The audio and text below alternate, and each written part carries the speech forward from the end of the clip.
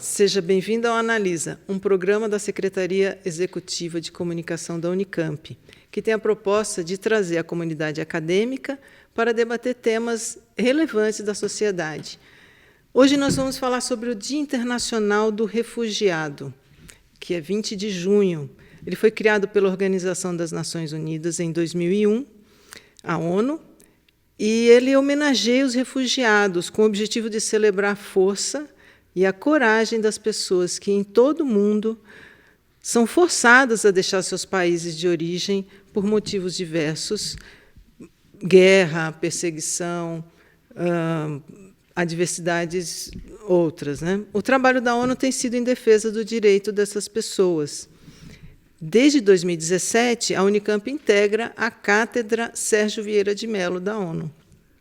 Então, nós vamos conversar com o professor Luiz Renato Vedovato, que é professor da Faculdade de Ciências Aplicadas e da Faculdade de Educação da Unicamp, também é professor de Direito da PUC Campinas, de Direito Internacional. E bem-vindo, professor, é um prazer recebê-lo aqui para falarmos desse tema tão importante. Muito obrigado, Adriana. É uma alegria estar aqui para falar sobre esse tema tão importante, como você disse, e tão duro, né, que mostra que as pessoas não conseguem viver onde elas escolhem viver. Elas, muitas vezes, são forçadas, né, são deslocadas de forma forçada do seu país de origem, da sua casa, do local em que cresceram e têm que enfrentar inúmeras dificuldades, inúmeros desafios no seu caminho até conseguir um ponto seguro para passarem aquele período novo da sua vida. Então, é um momento de alegria para mim estar aqui na Unicamp e no podcast do Analisa, conversando com você sobre esse tema, mas também para a gente lembrar o quão difícil é a vida dessas pessoas que estão, nesse momento, enfrentando as maiores adversidades possíveis, né? Sim, e esse é um tema que o professor está bastante envolvido, não é? Porque o senhor é professor associado do Observatório, pesquisador associado do Observatório das Migrações em São Paulo, e também foi pesquisador do projeto FAPESP Direito das Migrações dos Tribunais, e está envolvido em um novo projeto FAPESP.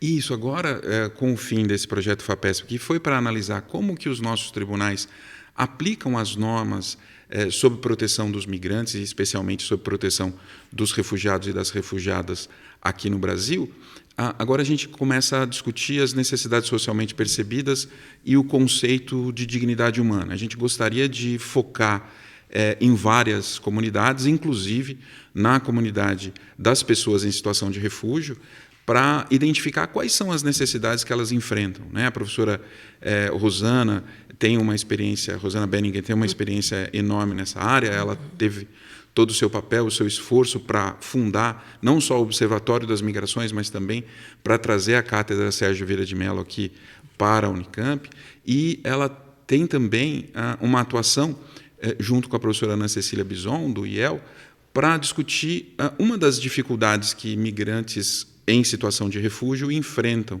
que é o conhecimento da língua portuguesa, né, que é uma grande necessidade socialmente percebida por esse grupo, e o papel que essas duas professoras, juntamente com o professor Antônio Amorim, têm desenvolvido é um papel fundamental. Essa questão da língua ela é fundamental no processo de inclusão, né, professor? Porque, inclusive, o tema esse ano, da data que a ONU promove, é poder da inclusão e nas soluções, né? A gente tem visto a divulgação da ONU voltada para isso, tem uma série de eventos programados no mundo, no Brasil. Eu estava vendo no site da ONU, né? Vai ter em São Paulo, Rio de Janeiro, Belém do Pará, Niterói, Brasília, seminário, programação cultural, exibição de documentário na Globoplay, dia 20, Resistência, o documentário Resistência. Enfim, tem uma série de... É uma data que tem toda uma programação, né? E um tema. Anualmente tem um tema, e é esse, poder da inclusão e nas soluções. Então, a inclusão, trazendo essa questão da língua, eu imagino que a língua é um dos fatores que acaba sendo uma desafio, barreira, não é? E um desafio para a inclusão. Porque a inclusão, claro, é a inclusão econômica e social também, de convívio, de novos relacionamentos, de passar a pertencer a essa nova comunidade, né? Isso, e a gente tem um conjunto normativo no Brasil bastante avançado para ter esse papel de receber migrantes, de receber pessoas em situação de refúgio, mas a nossa Constituição traz no seu artigo 13 uma determinação de que o português é a língua oficial do Brasil, o que não acontece em outros países. Quando se coloca que o português é a língua oficial do Brasil, a gente vê algumas decisões judiciais que afastam direitos de imigrantes, até mesmo de povos indígenas, apesar de haver em outro artigo da Constituição, no 231, a garantia aos povos indígenas deles poderem se comunicar na sua língua, né? Mas esse artigo 13, especificamente, ele traz uma barreira burocrática. Essa barreira burocrática, a gente pode tentar lutar contra ela e tentar derrubar e mudar a Constituição, o que sempre é mais complicado, ou a gente pode tentar fazer que a pessoa consiga se desenvolver na nova língua. Então, acho que o papel de muitos que estão nessa área de ensino do português para pessoas em situação de refúgio tem feito um papel sensacional, que é esse papel de trazê-los ao pertencimento, né? Trazê-los àquela sensação de que eu consigo lutar pelos meus direitos, né? O direito de ter direitos passa pela possibilidade de você lutar por eles. E a possibilidade de você lutar por eles numa estrutura que é baseada na língua, ou escrita ou falada, faz que o português, a língua em tese oficial do Brasil por conta do artigo 13 da Constituição, seja fundamental. Então, nessa inclusão é fundamental a gente ter esse papel de trazer, né, o refugiado ou a refugiada, ou aquela pessoa que está ainda no caminho da solicitação do refúgio, né, porque a pessoa vem para o Brasil, quando ela não vem pelas mãos do Acnur, que ela vai ser reassentada, né, o Acnur, que é esse Alto Comissariado das Nações Unidas específico para refugiados e refugiadas, ela vem... Acnur é a sigla, né? Isso, ACNUR. Exato, exatamente. Quando eles identificam, né, quando o Alto Comissariado identifica e vai discutir reassentamento dessas pessoas, a discussão sobre se a pessoa está ou não na situação de refúgio não está posta, porque o Acnur já identificou. Mas há aquelas pessoas que atravessam o oceano, que atravessam fronteiras, que atravessam florestas e pedem refúgio. Essas pessoas que pedem refúgio são solicitantes de refúgio e ficam num período aguardando uma resposta oficial do Estado. E essa resposta oficial do Estado demora, e quanto mais ela demorar, mais vulnerabilidade ela gera.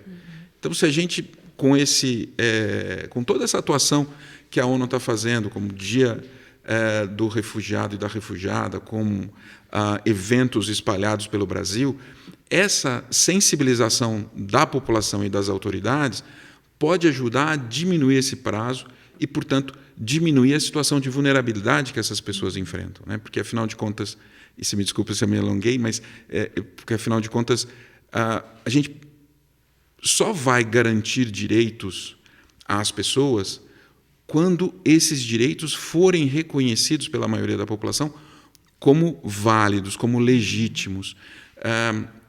Se a discussão na população mas a gente aqui passa por dificuldades, a gente vai acolher pessoas de fora, isso não vai acontecer, né? A gente não vai avançar.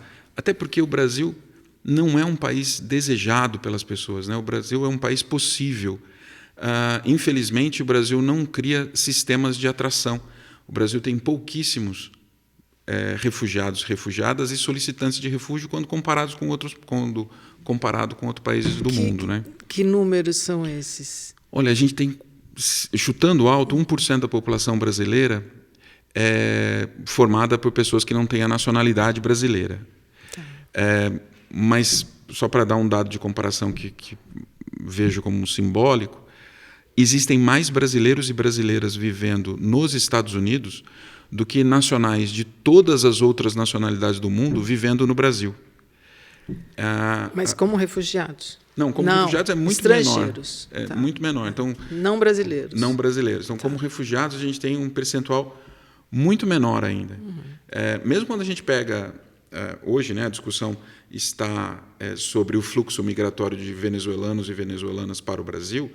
Mesmo quando a gente pega esse fluxo, ele não é para o Brasil na mesma proporção que é para outros países. Então, o Brasil talvez tivesse que fazer um papel de realmente receber essas pessoas de uma forma que elas se sentissem acolhidas, né? Tem uma fala de um aluno aqui da Unicamp, migrante, isso deve ter acontecido por volta de 2017, 2018, foi um evento organizado pela professora Rosana Benninger no Instituto de Química, aqui, em que esse aluno trouxe uma frase muito importante para a gente, né? O Brasil parece mesmo o Cristo Redentor lá do Corcovado, porque ele está com os braços abertos para as pessoas entrarem. Por um período em 2020 e 2021 não foi assim, mas ele está com os braços abertos para as pessoas entrarem, mas ele nunca nos abraça, né? Então, essa é uma frase que me marcou nesse evento. Eu estava assistindo a esse evento e ele pegou a palavra e disse isso. Então, talvez o Brasil precise dessa abertura para abraçar as pessoas, né? O Brasil, uma metáfora muito boa. Exatamente.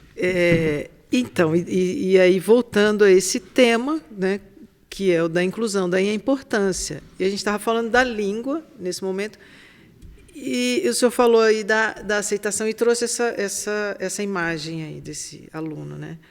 É preciso, o senhor falou uma frase, é preciso que a sociedade se sensibilize. Se sensibilize. Exatamente para que ocorra a inclusão, porque há xenofobia também, né? Muita xenofobia. Se a gente pegar o caso extremo, né, que a gente teve do Moise lá no Rio de Janeiro, sim, há poucos anos, né, 1 ano e meio, foi em janeiro. Um caso chocante. Chocante, que ele foi morto. A gente percebe que também existe uma xenofobia misturada com racismo.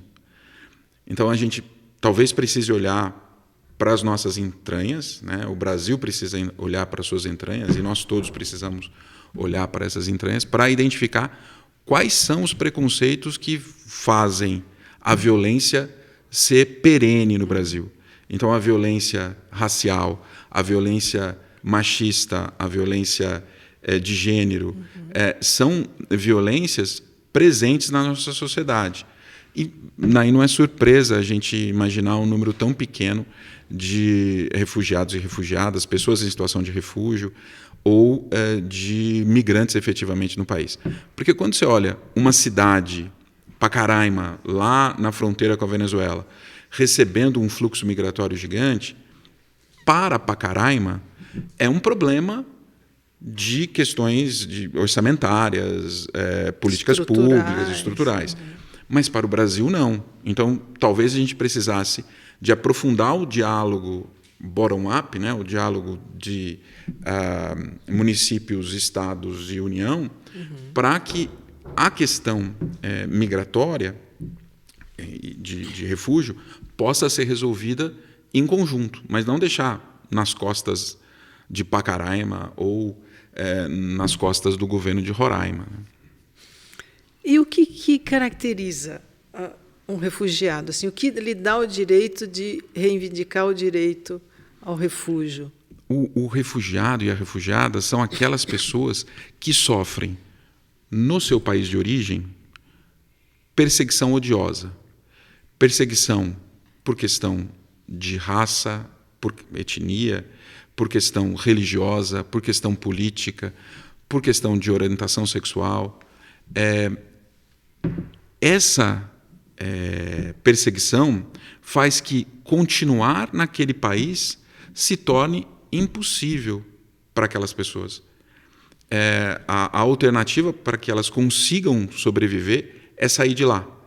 E isso lhe dá o direito de solicitar refúgio em outro país. Então, ela poderia ir diretamente solicitar refúgio, ou ela poderia identificar onde o Alto Comissariado das Nações Unidas para Refugiados, o Acnur, uma agência da ONU, está presente próximo. Então, ela pode adentrar esse campo para refúgio e aguardar um momento de reassentamento. Nem todos têm essa sorte. Nem todos têm condições de ter perto de si, naquele cenário de violência, naquele cenário de vulnerabilidade, uma estrutura do Acnur. Muitas vezes elas têm que sozinhos e sozinhas atravessarem oceanos, florestas e fronteiras na busca do refúgio. Elas chegam e solicitam refúgio. Quando elas solicitam refúgio, a legislação e os tratados internacionais determinam que o pedido vai ser analisado pelo país. Esse pedido vai acontecer em 1 mês, 1 ano, 4 anos, 5 anos, 10 anos, mas vai acontecer. O fato é que, enquanto o resultado final não vier, esse solicitante de refúgio deve ter os seus direitos protegidos. E o principal é não ser devolvido para o país de onde ele veio ou para o país em que ele está sofrendo perseguição. Mas, como a discussão do direito do refúgio ganha força e consegue se transformar num tratado internacional no pós-Segunda Guerra Mundial, especificamente por conta dos deslocados forçados da Segunda Guerra Mundial, no início de 1951, quando foi feito o Estatuto do Refúgio, até meados da década de 60, ele tinha um espaço específico, geográfico, e um tempo específico. Era para pessoas que foram deslocadas do palco da guerra, então um espaço geográfico europeu, Sim. e durante a guerra, então um espaço temporal específico. Essas limitações foram superadas no protocolo de meados da década de 60. Então, hoje, qualquer pessoa perseguida no seu país de origem, não importa o momento e não importa o local, tem o direito ao refúgio. O grande desafio é que os países do norte global não estão preparados ou não querem receber pessoas em situação de refúgio. Até mesmo países como o Brasil, que tem uma colonização principal por países europeus, uma colonização forçada de africanos e africanas, como aconteceu aqui no Brasil com a lamentável situação de escravização que a gente viveu e violação de direitos que isso implica acontecer até hoje, a gente tem essa sensação de que a perseguição que essa pessoa sofre não necessariamente daria direito ao refúgio. Por isso que a gente vê muitos países europeus colocando barreiras ou criando obstáculos para essa solicitação. Então, aí essa imagem, voltando a essa imagem fortíssima, muito boa, né? Desse estudante, desse refugiado, estudante da Unicamp. O Brasil está aberto, tem recebido, né? Tem reconhecido esses refugiados. Tem reconhecido, demora um pouco, tem uma lista de solicitação de refúgio. Mas não tem criado as condições para a sobrevivência ou a garantia dos direitos. Exato. E o Brasil fica num contexto, aqui citando a professora Rosana Benninger, de país de trânsito. Então, o Brasil é aquele país que refugiados e refugiadas, e às vezes até migrantes não em situação de refúgio, vêm para cá para tentar ir para outro lugar. Sim. Então, haitianos e haitianas vêm para cá com um visto específico, que é visto de acolhida humanitária, ficam um tempo para conseguir pleitear espaço em outros países do norte global. Porque o norte global fecha as fronteiras a partir de 2014, de forma mais efetiva, porque a gente tem os grandes fluxos que vão aumentar ali, né? São fluxos que aumentam a partir de 2013, 14, com a Primavera Árabe, guerra na Síria, que chega perto do fluxo que aconteceu durante a Guerra dos Balcãs, lá no começo da década de 90. Então, esses fluxos eles vão acontecer para a Europa. Lógico que o resto do mundo sempre recebeu fluxos, né? Os principais países receptores de refugiados e refugiadas não são europeus. são asiáticos e africanos, né? Normalmente aqueles que estão no entorno dos países que sofrem deslocamento forçado, né? Fazem as pessoas se deslocarem forçadamente. Então,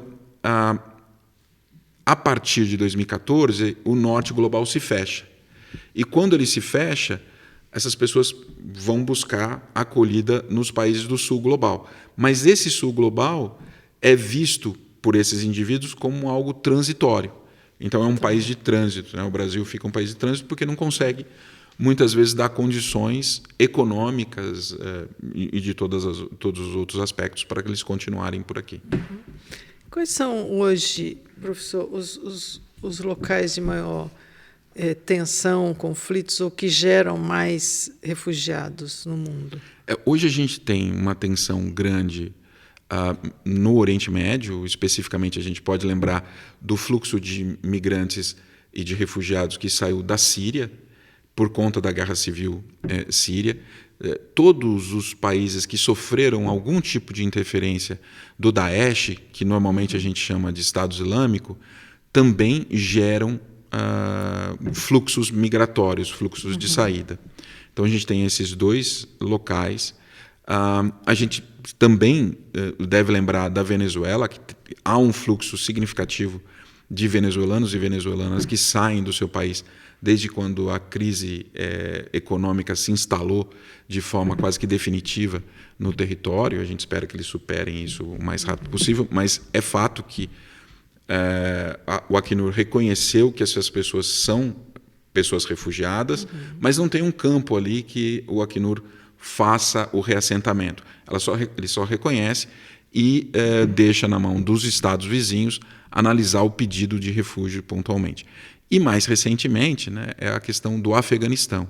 Na verdade, o mais recente é o caso do Sudão, a guerra civil no Sudão, que estourou agora nesse ano de 2023, e o Afeganistão, fruto da intervenção atabalhoada norte-americana, né? Porque tem uma imagem também que fica muito marcada na minha mente, é que 2001, no ataque às Torres Gêmeas nos Estados Unidos, aquela imagem chocante de pessoas se jogando do prédio, porque o prédio estava em chamas e a opção que elas tinham não existia, então eles se jogavam. E o ataque é lamentável, né? O ataque às Torres Gêmeas, independentemente do ponto de vista que a gente tem, atacar um alvo civil, atacar pessoas que não estavam combatendo ninguém, mas esse ataque especificamente fez gerar uma ação norte-americana, na minha visão e na visão dos pensadores e pensadoras de direito internacional, equivocada, que foi o ataque ao Afeganistão. E ele termina, essa ocupação norte-americana no Afeganistão, termina com pessoas se jogando, dessa vez do avião. Então, isso demonstra que a violação foi o início e foi o final, né? E tem um monte de violação aí no meio. Então, hoje em dia, a gente sabe que existe um fluxo migratório de refugiados e refugiadas saindo do Afeganistão, especialmente mulheres, né? Por conta da perseguição que essas mulheres, que até pouco tempo poderiam sonhar com um futuro de trabalho, agora, infelizmente, não mais. E o Pacto Global da Migração e Direitos Humanos, o que é exatamente isso? E qual o reflexo disso para nós? Esse pacto foi um passo muito importante. Esse acordo que foi construído sob os auspícios da ONU e teve contribuições da academia dos vários lugares do mundo. Então, eu me lembro que aqui na Unicamp, a professora Rosana organizou uma reunião no prédio da Educorp, na época, em que a gente coletou todas as sugestões da academia aqui do Brasil para apresentar, né? Porque eu vi em algum momento que pelo menos 18 universidades estão envolvidas ou ligadas à cátedra. Sim. Por exemplo, Sérgio, né, da ONU, Sérgio Vieira de Mello. Exato. Então, há uma participação ativa, né? Exatamente, é uma participação para pensar, né, o direito migratório, pensar a a migração segura, isso está sendo pensado em vários lugares do mundo e a academia é o local de inovação de pensamento. Então, na época, a professora Rosana levou as contribuições para o pacto e a gente conseguiu, no final de 2018, meados de 2018, né, fazer o Brasil aderir ao pacto, mas, infelizmente, no começo de 2019, o Brasil se retirou do Pacto Global para Migrações Seguras, porque tem um motivo, mas a gente já fala, mas para a nossa sorte a gente retornou agora recentemente. Mas tem um fato importante nesse meio do caminho, que foi a captura da temática migratória e da temática de refúgio pelo discurso político. Então, se a gente olhar friamente para a situação migratória brasileira, não há por que a gente se preocupar com o fato dos migrantes e das migrantes virem para cá, sendo refugiadas ou não, se eles vão impactar em políticas públicas ou em recursos públicos, porque são muito poucos. E até o Brasil precisa desses migrantes e dessas pessoas em situação de refúgio para poder vencer, né, o déficit demográfico que a gente vai enfrentar daqui a alguns anos. Então, é muito importante a diversidade para muitas questões, inclusive para futuros palcos de inovação. Mas nós não teríamos esse dilema, entre aspas, né? Mas, como em outros países do mundo a ultradireita acabou usando a temática migratória como pauta para ganhar a eleição, então foi isso no Brexit, foi isso na Itália, foi isso em vários lugares do mundo, essa receita foi seguida por aqui.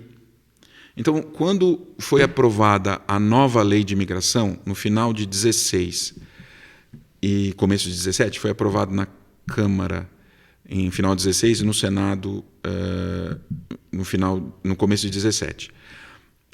Nós tivemos movimentos em São Paulo contra a lei de imigração. Movimentos até violentos. Políticos.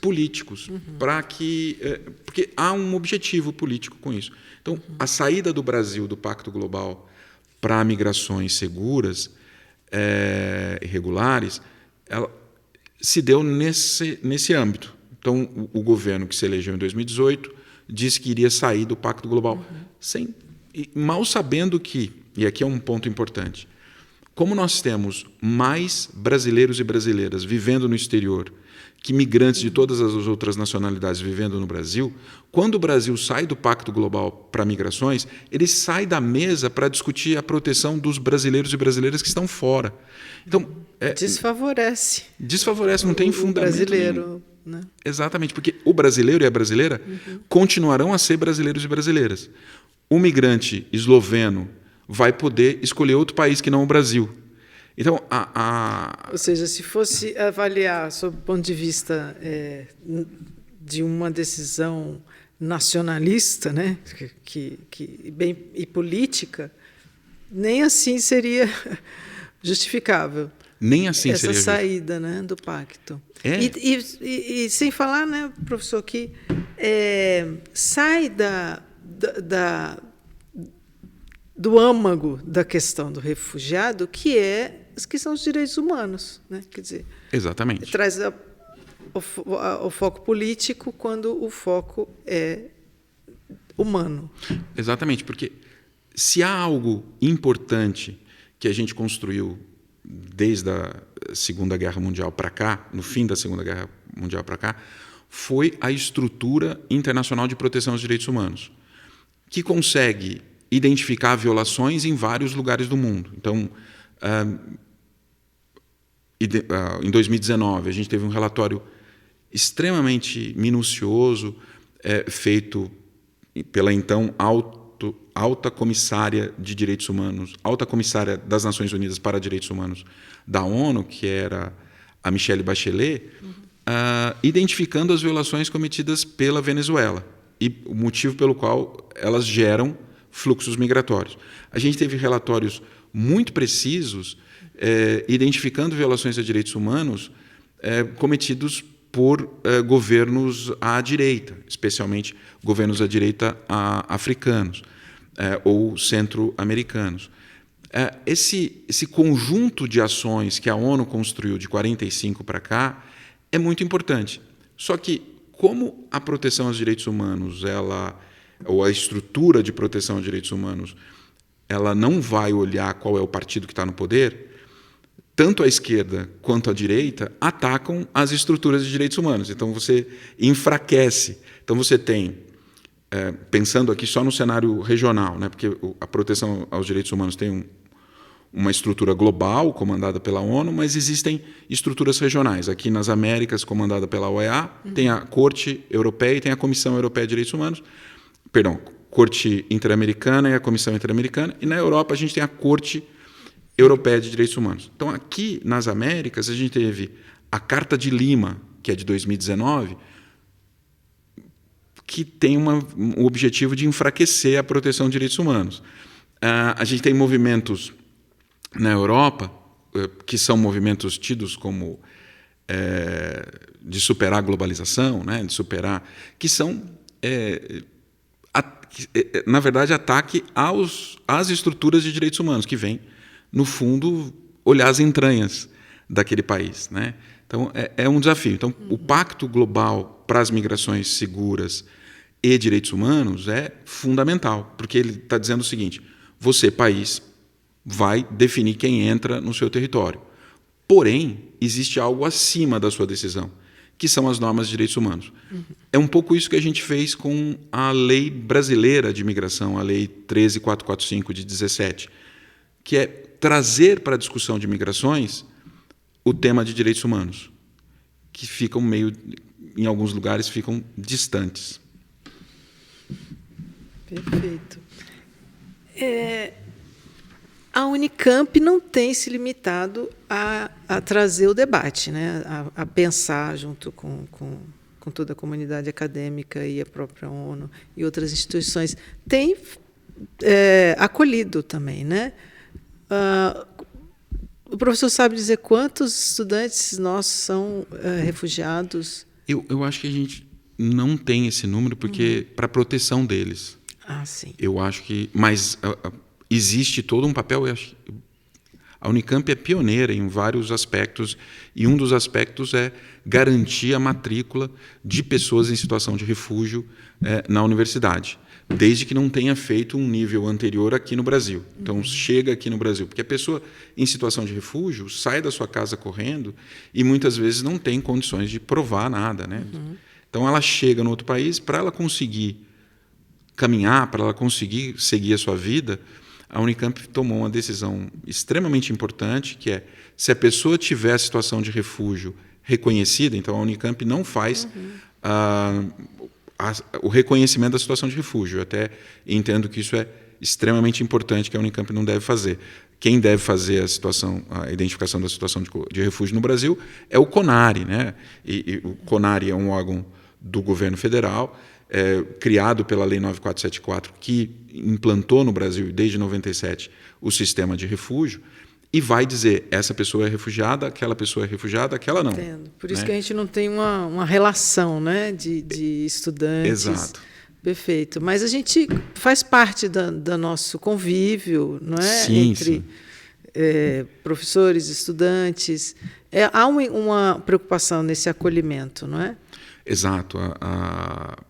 A gente mostra, dessa forma, a importância de se sensibilizar para essa temática, para a garantia de direitos e como a gente deve agir. Ao mesmo tempo, a gente precisa ficar atento aos sinais, né? Então, quando esse aluno diz, olha, vocês são um Cristo Redentor, e, na verdade, não abraça, talvez a gente tivesse que identificar as necessidades socialmente percebidas da população em geral e tomar como base que essas necessidades também se aplicam à população refugiada, à população migrante. Então, e isso pode contribuir para a gente atrair mais gente. Talvez não refugiados e refugiadas, porque a gente espera que um dia o mundo não tenha refugiados e refugiadas, as pessoas possam viver nos países e nos locais em que elas escolherem viver, mas que o Brasil consiga atrair pessoas para cá, né? Não só migrantes, refugiados e refugiadas, mas também os brasileiros e as brasileiras que estão lá fora, que queiram vir para cá, porque o Brasil chega num outro patamar. Talvez esse seja o nosso objetivo principal, né? Eu acho interessante, para finalizar, professor, primeiro eu quero agradecer a sua participação, ter aceitado o nosso convite. Excelente, toda essa elucidação sobre esse tema extremamente importante, né? É uma honra para mim, Adriana, ter um espaço para falar da nossa pesquisa e de um tema que, particularmente, eu acho fundamental, porque é um tema que identifica os desafios que a humanidade enfrenta. Se existem pessoas que têm que sair do seu país, a humanidade está fazendo alguma coisa errada. Então, identificar esses desafios da humanidade, para mim, é algo importantíssimo. E o espaço que vocês abrem é fundamental. Muito obrigada. E a gente, então, quis trazer e valorizar e destacar essa data criada pela ONU, né? Agora, eu acho interessante, professor, só para finalizar, como que, falando por mim até, tá? Como que, às vezes, a gente esquece que a palavra refugiado vem do refúgio, né? E refúgio, eu acho que dá mais a dimensão do que significa, do que essa pessoa precisa, né? Exato, porque refúgio é um lugar em que você alcança proteção, né? Porque quando a gente ouve a palavra refugiado ou refugiada, há aquela sensação de que a pessoa está fugindo de algum lugar. Na verdade, e se está em fuga é porque cometeu alguma coisa errada, né? Tem aquela sensação, cometeu alguma coisa errada no seu país, está fugindo. Na verdade, ela está buscando refúgio, ela está buscando um lugar seguro para poder continuar a sua vida. Então, é fundamental identificar essa vinculação da palavra, como você fez. Muito obrigada. Então, a gente encerra e lembra da celebração do dia do refugiado, que é dia 20 de junho, e que tem como tema esse ano Poder da Inclusão. O Analisa de hoje teve os trabalhos técnicos de João Ricardo Boi, Álvaro Godoy, Kleber Casablanca e Jorge Calhau. Muito obrigada e até a próxima.